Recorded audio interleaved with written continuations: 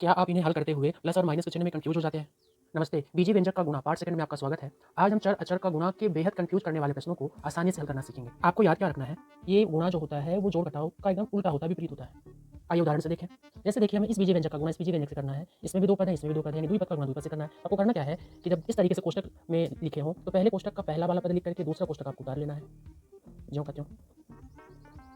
उसके बाद आपको पहले कोष्टक का दूसरा पद लिखने से पहले उसकी चिन्ह लगानी है, यानी माइनस के चिन्ह है। अब आपको यहाँ पे सावधान हो जाना है। जब माइनस के चिन्ह है तो आगे आपको कोष्टक लगा के लिखना है। अब क्योंकि छोटा कोष्टक यूज हो चुका है तो हम मंझला कोष्टक लगाएंगे। अब आपको दूसरा पद लिख लेना है।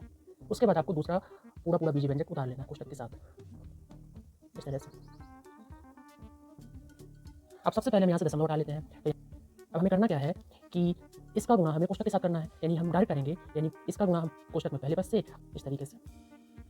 अब आपको करना क्या है कि इस कोष्टक को खोल लेना है। तो पहले हम जैसे यहाँ वाली चीज़ें ज्यों की त्यों उतार देंगे, इस तरीके से।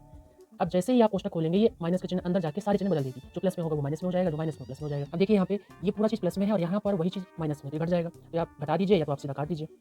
तो यहाँ पे आंसर बचा 625/100 यल स्क्वायर माइनस 25/100 जन स्क्वायर। अब यहाँ से बटे वाली चीज़ हटा लेंगे। मैंने आपको सिखाया हुआ है कि यदि बटे में 1 लिख करके 0 है, 10 है, 100 है, 1000 है, तो आपको नीचे वाला भूल जाना, आपको केवल अंश वाली संख्या उतार लेनी है। अब देखिए नीचे यहाँ पर 2 जीरो है तो पीछे से 2 अंकों के बाद दशमलव लगा लेना है। ठीक वैसे आपको यहाँ भी भूल जाना है क्योंकि 100 है तो आप 25 लिख लेंगे। नीचे 2 जीरो है तो पीछे से 2 अंकों के बाद दशमलव लगा लेंगे, यहाँ 0 लिखेंगे। इस तरीके से इसका आंसर ये होगा। जैसे देखिए हमें इसे हल करना है। अब आप देख रहे हैं कि 2 कोष्टक लगा हुआ है, तो जाहिर सी बात है कि गुणा के निशान होगी दो संख्या के बीच में। यहाँ पर भी गुणा के निशान होगी। अब देखिए 2 कोष्टक है, यानी 2 पद का गुणा 2 पद से करना है, तो हम पहले कोष्टक का पहला दूसरा कोष्टक उतार लेंगे, इसमें भी और इसमें भी।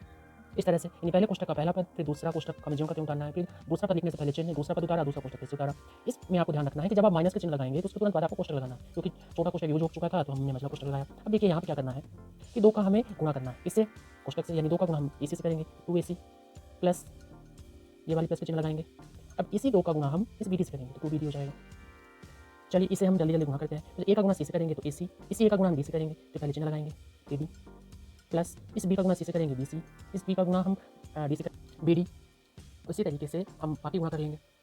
अब यहाँ पर देखिए यहाँ पे सारे पद वैसे उतार देना है, बस जैसे ही कोष्टक खोलेंगे माइनस अंदर जाके ये माइनस में हो जाएगा और ये प्लस में था तो ये माइनस में हो जाएगा।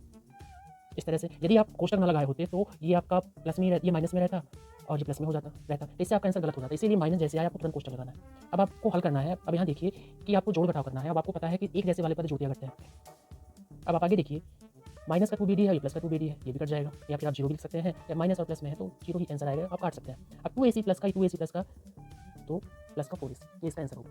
आप कमेंट बॉक्स में इस होमवर्क का जवाब देंगे और आपको चर अचर के इस तरह के कठिन सवाल समझ आया या नहीं इसका भी जवाब देंगे। डिस्क्रिप्शन बॉक्स में इसके फर्स्ट पार्ट की लिंक होगी, वहाँ से जरूर देखें। राधे राधे।